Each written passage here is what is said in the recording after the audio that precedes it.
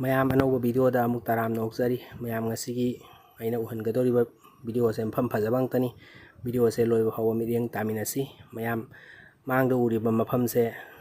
ꯑꯁꯤꯒꯤ ꯔꯥꯏꯠ ꯁꯥꯏꯗꯇ ꯀꯣꯏꯔꯒ ꯂꯥꯛꯀꯗꯧꯔꯤꯕꯅꯤ ꯑꯃꯨꯛ ꯃꯊꯪꯒꯤ ꯚꯤꯗꯤꯑꯣꯗ ꯑꯗꯨ ꯂꯣꯏꯅ ꯎꯍꯜꯂꯒꯦ ꯉꯁꯤꯒꯤ ꯚꯤꯗꯤꯑꯣꯁꯤꯗꯤ ꯌꯥꯝꯅ ꯁꯥꯡꯉꯔꯣꯏ ꯑꯗꯣ ꯑꯩꯅ ꯍꯧꯖꯤꯛ ꯎꯍꯜꯂꯤꯕ ꯏꯁꯤꯡ ꯏꯆꯥꯎꯁꯦ ꯈꯖꯤꯛ ꯍꯟꯊꯔꯛꯄꯒꯤ ꯐꯤꯕꯝꯅꯤ ꯑꯗꯨꯒ ꯈꯇꯪ ꯃꯥꯡꯗ ꯍꯩꯇ ꯕꯪꯂꯥꯗ ꯋꯥꯔꯤ ꯁꯥꯟꯅꯖꯒꯦ ꯃꯌꯥꯝ ꯇꯥꯃꯤꯟꯅꯁꯤ কুনসময় উঠাইব এখন তো লামাইছে না নানি উঠাই রাখছে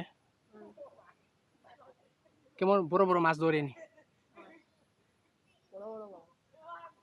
এখন জলকো বাড়ি নিয়ে লামে লামে কমে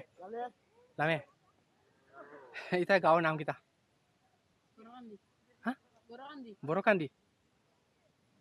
বিৰাট সুন্দৰ জায়গা হৈছে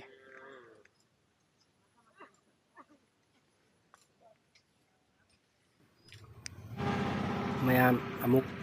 ꯂꯥꯡ ꯏꯁꯤꯡꯗ ꯂꯥꯡ ꯂꯩꯍꯧꯕꯗꯣ ꯊꯥꯡꯒꯠꯂꯒ ꯗꯦꯡꯒꯤ ꯃꯥꯟꯕ ꯂꯥꯡ ꯑꯗꯨ ꯃꯐꯝꯗꯣ ꯀꯤꯂꯣꯃꯤꯇꯔ 2-3 ꯆꯠꯂꯒ ꯑꯁꯤ ꯁꯥꯇꯤꯟ ꯕꯖꯥꯔ ꯃꯥꯏꯀꯩꯅꯤ ꯕꯨꯕꯣꯟ ꯕꯥꯔꯣꯅꯤ ꯆꯠꯀꯗꯕ ꯂꯝꯕꯤꯗꯨꯒꯤ ꯃꯥꯏꯀꯩꯗꯅꯤ ꯏꯁꯤꯡꯁꯦ ꯍꯟꯊꯔꯛꯄꯒꯤ ꯃꯇꯥꯡꯗ ꯃꯃꯥꯡꯗ ꯂꯥꯛꯑꯃꯒꯗꯤ ꯂꯝꯕꯤꯁꯦ ꯂꯨꯞꯄꯝꯒꯗ꯭ꯔꯥ ꯍꯥꯏꯅ ꯑꯩꯅ ꯈꯟꯖꯩ ꯂꯝꯕꯤꯁꯦ ꯇꯥꯛꯂꯤ ꯑꯗꯣ ꯃꯌꯥꯝ ꯚꯤꯗꯤꯑꯣꯁꯦ ꯌꯥꯝꯅ ꯁꯥꯡꯅꯗꯤ ꯇꯧꯔꯔꯣꯏꯒꯦ ꯑꯩꯒꯤ ꯐꯣꯟ ꯁ꯭ꯄꯦꯁ ꯌꯥꯝꯅ ꯌꯥꯎꯗ꯭ꯔꯦ ꯏꯗꯤꯇꯤꯡ ꯇꯧꯕꯒꯤ ꯑꯗꯨꯅ ꯃꯊꯪꯒꯤ ꯚꯤꯗꯤꯑꯣꯗ ꯑꯃꯨꯛ ꯑꯩ ꯐꯖꯕ ꯑꯁꯤꯒꯤ ꯅꯦꯛꯁ ꯑꯃꯨꯛ ꯄꯥꯔꯠꯇꯣ ꯑꯃꯨꯛ ꯍꯥꯞꯆꯔꯛꯑꯒꯦ